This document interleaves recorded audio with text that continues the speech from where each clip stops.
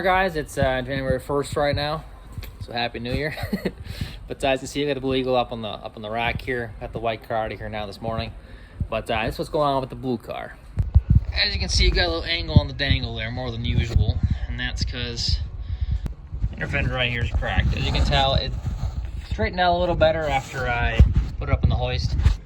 But basically right here is broken all the way from right here, and it's broken about halfway across this.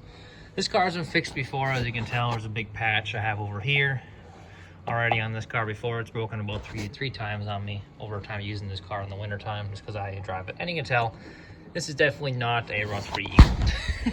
So we're gonna pull the wheel off here quick. And excessive damage, it was hitting the steering column. That's why I realized it wasn't usable. I kind of noticed it actually was an issue. It was starting to touch the steering column when I was turning all the way one day.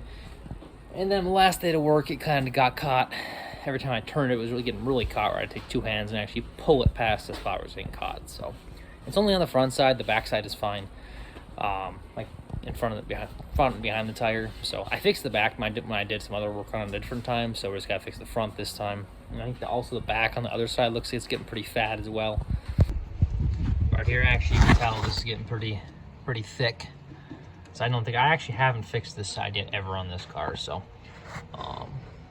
in the front, it looks like it'll be okay for right now. So anyway, we're gonna put a piece probably in the back right here, and then also on the other side too. So that's one of your common issues you have with Eagles. When they get rusty, they end up having the inner fenders fall and that kind of stuff. So actually more of an AMC issue overall. It's something we do on some of our daily cars, that we use them for multiple use for the winter and stuff like that. I tend to have those issues after it's about 5-6 years if we start with a rust-free car, or probably more than that. It's been about 7 years to 8 years on a rust-free car. If its car was already kind of rusty, it makes it about 4 to 5 of driving it daily, year-round. And so you gotta usually put a little piece on that to kind of pull back. But anyway, we'll get to work on this, and we'll show you guys how we're getting this one fixed for now. This is my daily car. It's my winter beater. So I'm not doing a professional 100% like perfect repair. I'm just making it work for right now, so that I can drive this car probably through the rest of the winter until I get my tan one here ready to go, and then I'll be replacing the blue car with the tan car. But this is a way to kind of repair it, get back on the road so you can use it again. If it's kind of more of a beater, daily fun having kind of car, not something you're, restoring, I guess I would say. So we'll get to it.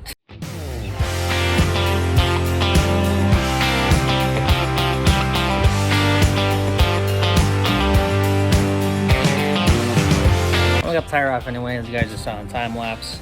And so kind of the main plan is, see what we got here. Basically, we're pushing right here. So and it looks like it's rusty along this whole seam all the way to the top. So I'm probably gonna make a nice big wide thick plate.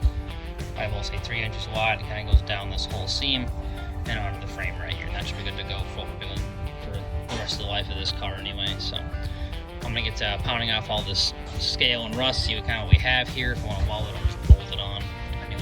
Depending what there is behind it. There isn't much behind it on the car on the inside of the engine bay, but down here might be, I might bolt the frame, but I might bolt it to the inner fender up here. So we'll get the cleaner all off and see what we got.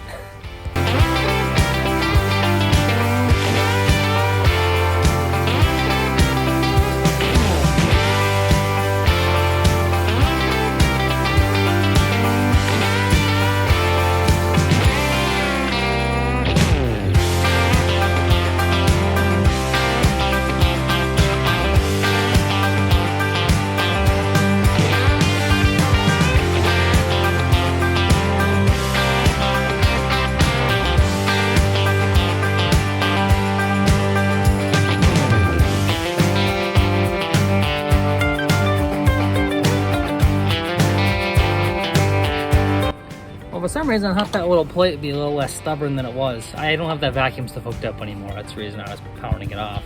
I gotta say, that little bugger is pretty stubborn. So I guess I actually gotta take the dang bolts out of it from this side. I was trying to avoid hopping on a ladder and getting up on the front of the car here, but it is what it is.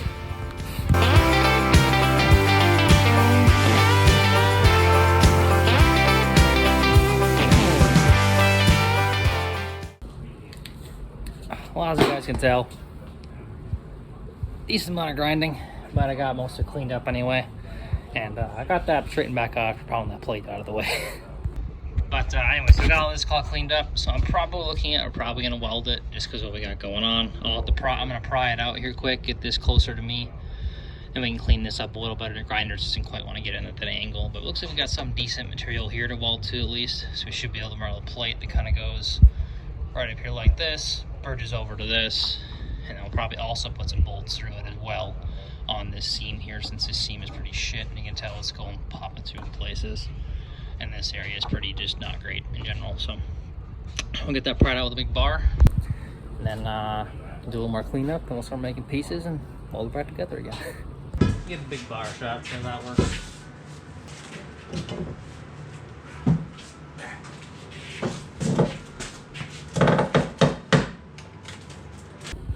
After doing a little prying, obviously you guys saw we got it back a decent amount, but we still didn't get fully what we need to have it stay there and not have like elasticity back to, well, the bent spot. As you guys can tell, it's not too terribly hard to work on, but it's still in the way enough. So that's where it's kind of coming bent up. You can kind of see right behind this wiring harness here a little bit. That's where our there goes safety glasses. That's kind of where the hole's at. So what we're gonna do is either put some kind of wood or something off the engine to that and probably pry it out, kind of hold it there, so we can do more work. We are off the steering though, you can see now. Excuse the bumping on the phone there.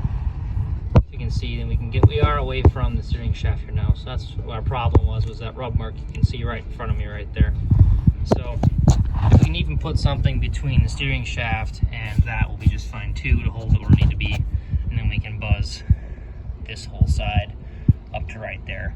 And so, as you can see, I put that plate down there before because it was rusty when I had the car. So this car is by no means rust free. So just using it as a nice winter beater. So it's got that kind of work in places. As you can see, it's pushing us out nicely. So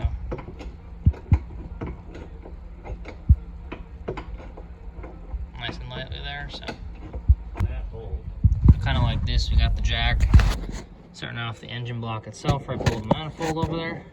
So the guy right to the lower control arm, kind of flange right there, pushing it out. So that's the best place to push, so too, it's the most solid place to push. And that kind of got all this when I situated up again. So as you can see, we got holes up here, holes in a lot of places. So, but we got her most of the way straightened out anyway. So I'm gonna do a little more pounding, just a little more straightening, see what we got for metal to work with. We'll start making pieces here in a few minutes and get some of this welded up. So she's pretty thin though, honestly, as you can tell. Well, while I was getting most of it all cleaned up, guys working on a repaired piece. Sheet later on, those all bent up, so we're probably gonna weld that in there. Nice big thick chunk. You know, pretty good enough for what we're doing in this case. Well, I got the piece made anyway, or basically you can figure it a little bit. And yes, it's a chunk of spreader plate between the AMC motor and transmission. And like I said, this is a winter beater, so it doesn't summon any better repair than this in this case. So basically, we're gonna put this piece about right there. Got her bent around over the lip right here, bent up a little bit. It's gonna sit like this. We're gonna weld along this side up the shock tower a little bit, and then on the inner fender, then I'm gonna add another chunk up there and fill it all in. So, and yes, it looks a little bit janky right now, and I understand that. And some of you guys are like, what's with the janky stuff? So more or less, I don't plan on driving this car much more than a couple more months. As you can tell, it's pretty thin. So I'm gonna keep it going probably till like springtime.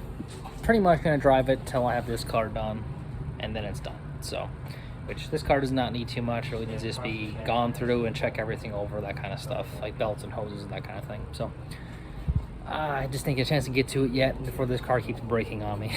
So anyway, get the welder set up. I got the little flux cord guy over here, just because really don't need the big Hobart for this job, and it's rusty. My dad's gonna actually buzz this one together. I usually would, but he's got a lot better with this welder on rusty stuff than I am. So we're gonna have him do that. All up in the engine bay, watch if we don't catch anything on fire and that kind of stuff, just because there's a lot of oil and grease and that kind of thing. We need to have someone on a fire wash basically inside there. So we'll get that all plugged in, ready to go. We'll start making sparks.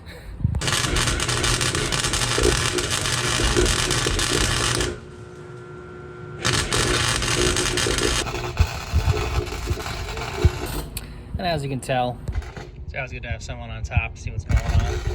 See some burn marks over there and stuff. One thing I do like to have on hand though too is a bottle of water. I just poke a hole in the top like this. You can squirt on anything you need to squirt on when you're on the back side of a weld. I get everything all welded up. Took a little bit. Welder, you know, kind of has some duty cycle time in there. There's more welding we thought it was going to be, so probably could pull up the big one technically, but whatever. Anyway, got it all welded up there. And no, it ain't no show car work. This is just welding to rust. It never looks good no matter what the heck you do, but got our pieces up in there and it looks pretty good that way. Should be plenty stable to keep drifting for a couple more months anyway. Got everything up here looking nice too. Just put a little paint over everything so it's not rusting immediately.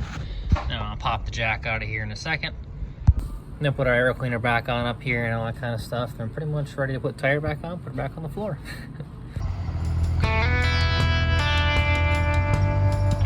Thank you guys for watching the channel. If you enjoyed what you saw, hit that like button. Smash the subscribe button there too. We'll catch you all later.